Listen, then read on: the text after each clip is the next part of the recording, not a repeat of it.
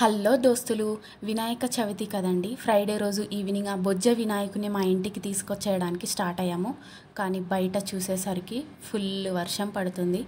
ఏంటి స్వామి, ఇంత హ్యాపీగా నీ కోసం బయలుదేరుతుంటే ఇలా వర్షం పడుతుంది, తగ్గిపోవాలి అని మొక్కుకున్నాను.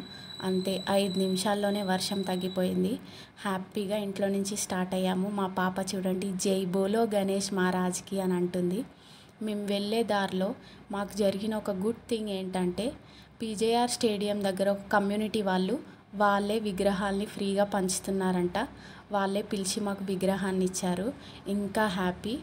తర్వాత ఆ స్వామివారికి కావాల్సిన పువ్వులు, పండ్లు, ఇంకా ఆకులు అన్నీ కొనడానికి వెళ్ళాము. ఇక్కడ చూడండి ఆకులు. అదే ఊర్లో అయితే మన ఇంటి చుట్టుపక్కలలోనే ఇవన్నీ ఉంటాయి, కానీ సిటీలో ఇవి కూడా కొనుక్కోవాలి మనము. ఇంకా ఈ ఫ్రూట్స్ని, ఫ్లవర్స్ వాళ్ళు మాత్రం మన మిగతా రోజుల్లో ఎంత బేరమాడినా ఇస్తారు, కానీ పండగ రోజుల్లో మాత్రం ఒక్క రూపాయి కూడా తగ్గరు. ఎందుకంటే ఎలాగైనా మనం తీసుకుంటాం కదా. మా ఇంట్లో వినాయక చవితి ఎలా జరుపుకున్నామో నెక్స్ట్ వీడియోలో చూసేద్దాం. ఈ వీడియో మీకు నచ్చినట్టయితే please do subscribe to our channel. Bye bye.